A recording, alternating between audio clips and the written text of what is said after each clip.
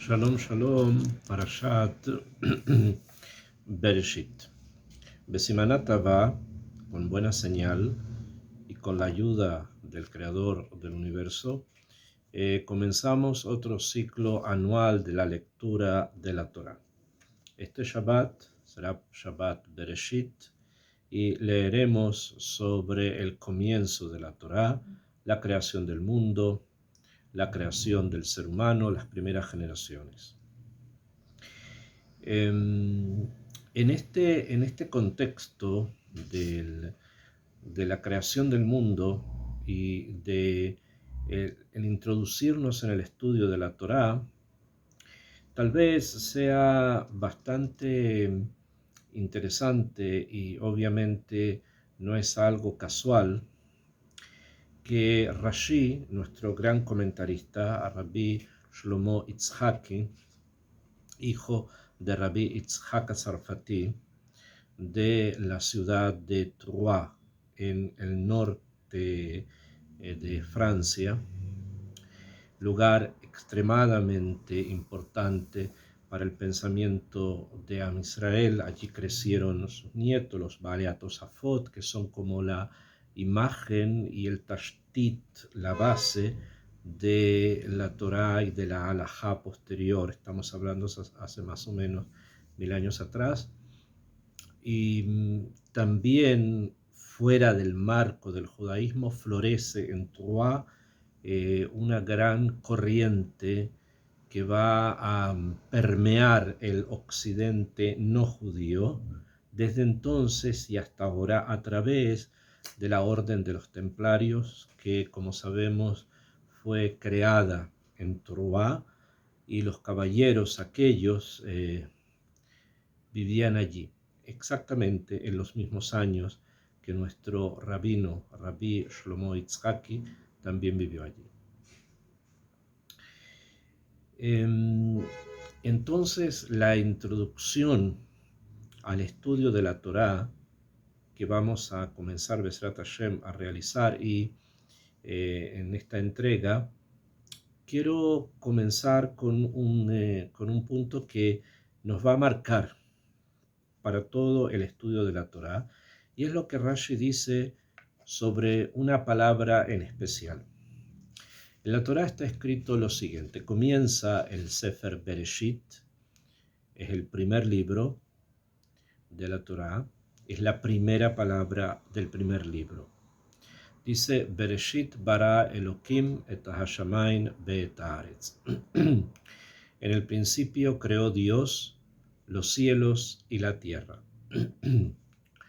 Ve'aretz, dice el segundo pasuk, Ve'aretz aita tohu vabohu.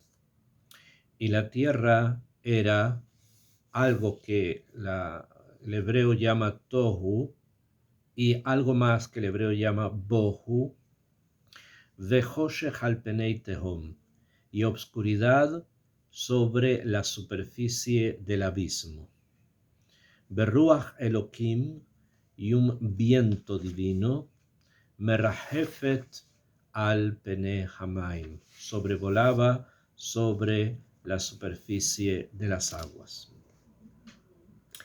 Cuando Rabbeinu Shlomo nos quiere explicar las palabras muy complejas, muy crípticas de Tohu y Bohu, que tienen bastantes acepciones y normalmente se suelen traducir como algo caótico, desordenado, como si algo estuviese allí pero en forma desordenada. Él dice lo siguiente, dice Tohu Vabohu. Tohu, la palabra Tohu, la primera palabra, Lashon Tamea be Shimamon. Viene de la expresión tameja, que significa me sorprendo. Ani tameja, tamé, que en timahón es una sorpresa, algo que nos sorprende. Be Shimamon también es como una especie de algo que nos pone frente a lo desconocido.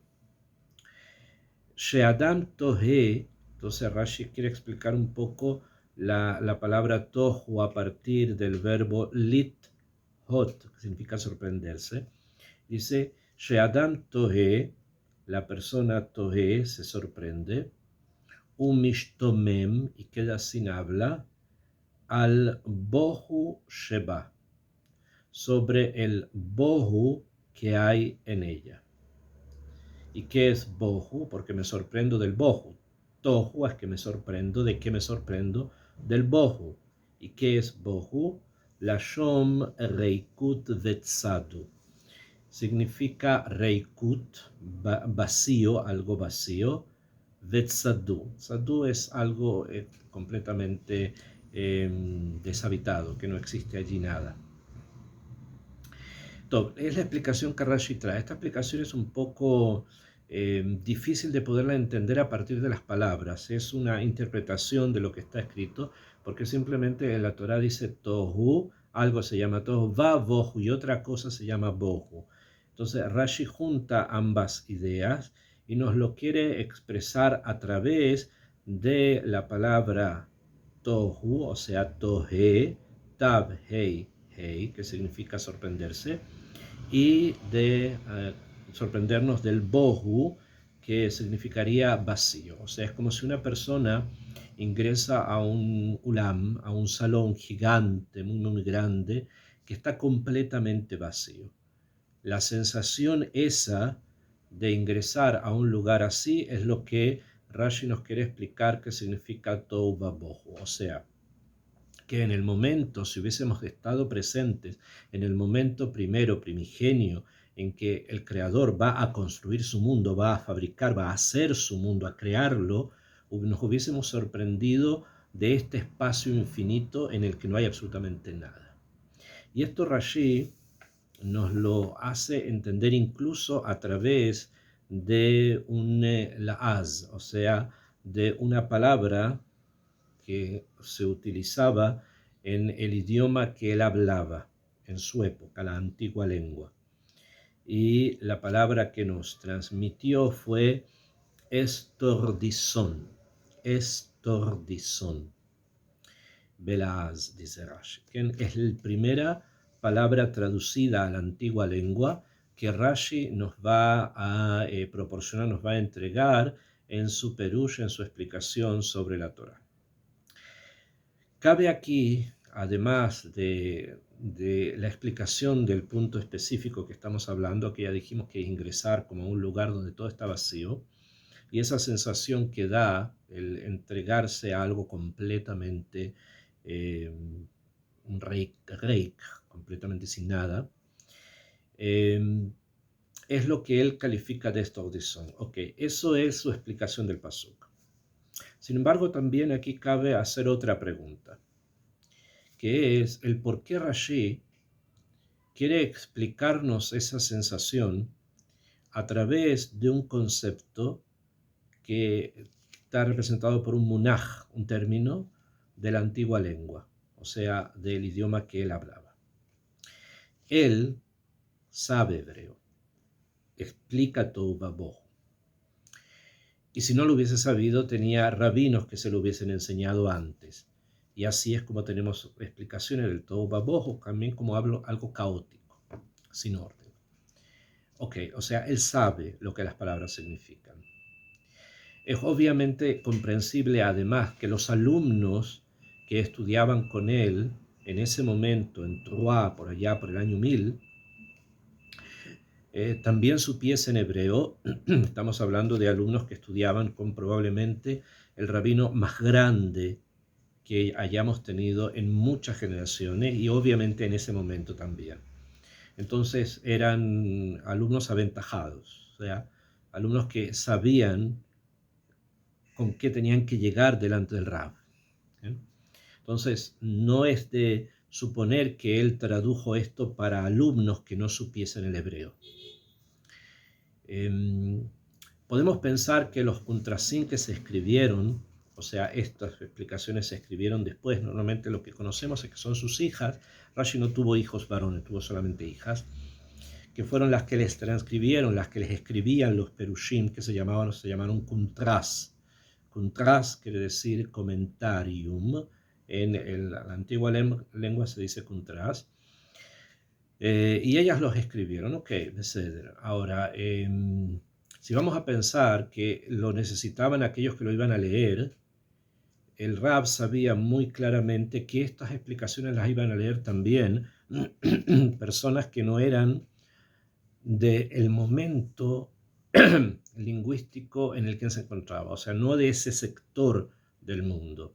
Los textos iban a ir también a Sfarad, a España, probablemente también a las comunidades del norte de África, probablemente también a las comunidades que había ya en Alemania, en Mainz, Magunza. Entonces, o sea, estamos hablando del siglo de hace como 1000 años atrás, donde había comunidades prácticamente en casi toda Europa, y no todos hablaban la antigua lengua, o sea, no todos iban a comprender la palabra Istordison. Sí iban a comprender Tohe, Umishtomem, Albohu, Sheba, o sea, lo que él quiere explicar, que se van a sorprender de lo vacío que hay ahí. Eso sí lo van a entender, porque sabían hebreo, pero la antigua lengua no. Entonces, el por qué lo hace. No solamente aquí, este es el primer lo así que él trae, pero lo vamos a encontrar en muchos otros lugares, de muchas formas distintas, en la Torá, y también lo vamos a encontrar en el Talmud, donde las preguntas son cada vez más intensas y más profundas sobre la aplicación de la antigua lengua en sus explicaciones. Entonces, descartando que lo haya necesitado él, porque él sabe hebreo, que lo hayan necesitado sus alumnos, que más que seguro eran muy aventajados, como lo sabemos por la historia además, que lo hayan necesitado otras comunidades fuera de donde él vivía, nos queda la pregunta entonces, ¿para qué? ¿Por qué Rashi va a dedicar parte de su explicación, y a veces bastante extensa, dado lo catzar, lo corto y escueto que él es en explicar las cosas y los conceptos? ¿Por qué se va a dedicar precisamente al tema de la antigua lengua? Entonces, tenemos que entender que detrás de lo que el rabino nos quiere comunicar hay un secreto. O sea, la Torá que nos va a enseñar el Rab es una Torá obviamente que él quiere explicar. Y lo va a explicar a sus alumnos, se lo va a explicar a su comunidad, se lo va a explicar a todas las comunidades que quieran escuchar y leer su Perush. Pero junto con eso, él va a entregar códigos que aquel que comprenda va a tener que abrirlos. Y esos códigos, esas explicaciones van a ir contenidos precisamente en los loaziot, o sea, en estas palabras del francés antiguo, la antigua lengua, que aquel que comprenda, que sepa, que empiece a hurgar un poco más en lo que el vocablo significaba en el momento, se va a dar cuenta que el Rab tenía una intención y una comunicación. Quería comunicar algo más para aquel que pudiera ingresar allí. Y la primera palabra con la que nos encontramos es precisamente la palabra estordison. Lo que significa esto, más allá de la explicación muy simple que Rashi trae, de que es simplemente sorpresa, ¿no? Sorprenderme, hay una sorpresa un poco más profunda, porque estordison no es solamente una sorpresa, una situación del ánimo, ¿bien? Un cambio en el ánimo, estaba de una forma y ante algo cambió mi estado de ánimo a un estado de sorpresa. No, es una forma de estudio. El sorprenderse del que se está hablando es una forma de poder ingresar al estudio de la Torá. O sea, no debemos ingresar al estudio de la Torá que ahora comenzamos en este nuevo ciclo, simplemente como alguien que lee un texto y trata de entender el hebreo del texto. Y si no entiende lo que el texto dice, entonces tenemos comentarios que nos enseñan. No, no es eso únicamente, sino que la matará, la finalidad del estudio de la Torá, es develar a veces algo que está más allá o más en profundidad del texto mismo. Pero para eso necesitamos sorprendernos. O sea, hoy día, en el lenguaje que hablamos hoy, en el 2021, diríamos pensar afuera de la cupsa, pensar afuera de la caja. O sea, necesitamos que el texto nos sorprenda, que el texto de alguna manera nos abra una puerta a algo más. No simplemente lo que está, lo leo, lo repito y lo vuelvo a repetir año tras año, no, sino que el texto tiene que sorprenderme. Algo allí tiene que haber para que yo sienta que algo me está llamando a abrirme, a entrar a un lugar sobre el que quedo completamente sorprendido. Esa es la explicación del Tohu Vabohu, y por eso la tierra era Tohu Vabohu, fuera de la explicación particular de este momento, de este lugar en el Sefer Torah. Hay también algo mucho más profundo, que es que la Torah nos tiene que sorprender. Si es así, entonces vamos a poder hurgar, buscar, indagar y ver cosas que están allí. No es que no están, no vamos a inventar nada, están allí, pero muchas veces no las vemos. ¿Por qué? Porque no nos sorprende, no sentimos que hay algo aquí que nos está llamando, sino que sentimos simplemente que hay algo acá que estoy leyendo. Dicho esto, en esta entrega quiero referirme a algo sorprendente, que en entregas pasadas, cuando hemos hablado de algunos otros puntos, también las hemos señalado. Pero sin embargo, este es el momento para poder abrir este punto, ¿no? Y poderlo desarrollar, o comenzar a desarrollarlo, por lo menos en esta primera parte de la entrega de la Parashá de Bereshit. Y es lo siguiente. En el Perek Bet, en el capítulo 2 del libro de Bereshit, en el Pasuk Zain 7, tengo que obviamente hacer la acotación que los números de los capítulos que se encuentran en nuestra Biblia, o sea, en la Biblia hebrea, en la Torá, en el Tanaj, así como los números de los versículos, no son parte de la tradición de Israel. Fueron un arreglo técnico que hicieron los impresores no judíos del Tanaj judío en algún momento de la historia. Por lo tanto, a pesar que los utilizamos por un tema de comodidad técnica, no necesariamente representan algo sobre lo que nos podamos apoyar. O sea, no tienen autoridad dentro del punto de vista del pensamiento judío, pero se utilizan simplemente por una cierta comodidad técnica. Entonces, cuando los cito es simplemente para que sepan buscar dónde estoy leyendo, pero no quiere decir que sea el capítulo séptimo, no quiere decir que sea el capítulo 2, no sé, que es el versículo tanto y tanto, aunque generalmente coinciden, pero es una forma de práctica de podernos entender. Bueno, en este versículo dice la Torá lo siguiente: Vayitzer Hashem Elokim et ha'adam afar min ha'adama. Creó Hashem Elokim, creó a Kadosh Baruj Hu, el creador del mundo, en sus dos midot.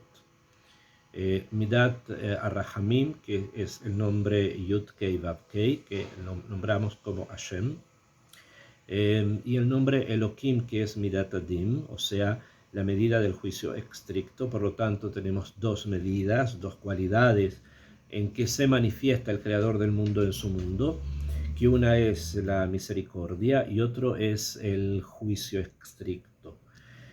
Y a través de ambas cualidades, o sea, abarcando todo el espectro de lo que va a ser después la conducta humana, Akadosh Baruj Hu formó al hombre polvo de la tierra, formó a un ser humano a partir del polvo que había en la tierra. Ba'ipach be'apav nishmat haim. Y cuando ya tenía formado el cuerpo de un ser humano, sopló en las narices de esta estatua, es como si hubiese hecho una estatua de tierra, en las narices de este ser, sopló Nishmat Haim, sopló un alma de vida. Nishma, Neshama, se relaciona en hebreo precisamente con la acción de linshom, de respirar. Entonces sopló o hizo que ingresara dentro de sus narices la capacidad de respirar y que eso le dé vida. Vayhi a Adam le nefesh haya. Y eso el hecho de que pudo comenzar a respirar, hizo que el ser humano se transformara, llegara a ser, fuese un nefesh hayá, o sea, un ser vivo. Nefesh significa ser, un ente en el Tanaj. Hayá, vivo, porque la palabra nefesh es femenina en hebreo. Entonces, a través de esto, la creación, ya dijimos, del ser humano como una especie de golem, una especie de estatua. En las narices Hashem sopla, Bemerjaot, estamos hablando en forma un poco metafórica. La Torah mezcla la metáfora con la realidad en muchos lugares. Y a partir de estas dos cualidades, que son la misericordia y el juicio, aparece este ser, que es el ser humano. Una vez que tiene la capacidad de respirar, entonces el ser humano es un ser vivo. Bastante simple lo que está dicho. Pero lo que viene enseguida es un poco más complejo, porque hasta el momento la Torá nos ha ido anunciando antes una creación del mundo bastante ordenada, cada día con un proceso, que llegó también a la creación del hombre ya mencionado previamente, que los crea Sahar y Nekeba, etc. Y acá hay detalles, ¿no? Y el detalle está centrado en la creación del hombre. Sin embargo, existe acá un tema que simplemente podría ser, no podría ser, sino que es sorprendente. Como ya dijimos, es tordizón, ¿no? Hay que sorprenderse de lo que dice la Torá, que es el hecho que menciona donde Akadosh Baruj Hu va a poner al ser humano. Y dice, Vaita Hashem Elokim Gam Be'eden Mikeden. Y plantó, o sea, hizo que apareciese o que ocurriera Hashem Elokim, nuevamente las dos cualidades, misericordia y din, misericordia y justicia estricta. Gan Be'eden, un jardín en el Eden, o sea, había algo en el mundo que se llamaba Eden, un sitio geográfico llamado Eden, y en ese Eden Akadosh Baruj Hu plantó, hizo que apareciese un Gan, Mikeden, al oriente del Eden. Eso quiere decir que si tomamos el espacio geográfico que llamamos Eden, al lado oriente del Eden estaría ubicado el Gan Eden. Vayasen Sham et Adam asher yatzar. Y puso allí al hombre que había formado. Vaitzmach Hashem Elokim min ha'adama kol etz nechmat lemar'e. Y hizo que floreciera Hashem Elokim, nuevamente las dos midot, todo árbol que floreciera de la tierra, todo árbol nechmat lemar'e, que se vea bien, los árboles se veían bien, o sea, daban como una cierta conexión como para poderse acercar a ellos, verlos. Betov lema'achal, y que fuese bueno para ser comido. Be'etz ha'chaim betohagam be'etz hadat tov va'ra. Y en la mitad del jardín puso al árbol de la vida y al árbol del conocimiento del bien y del mal. Ahora, cuando estamos hablando de un centro, el centro, simplemente por lógica, solamente soporta, entre comillas, un solo tzir, un solo eje, que sería el Etz Haim, el árbol de la vida, que sería el eje que está justo en medio del Gan, en medio del jardín que está en el Edén, al oriente del Edén, como dijimos. Y hay otro árbol que es el Etz Hadat, Tovara, que tenemos que entender entonces que no estaba en la mitad del jardín, sino que estaba o al lado o en alguna de las direcciones que hemos mencionado. No olviden, estamos hablando de un sector geográfico.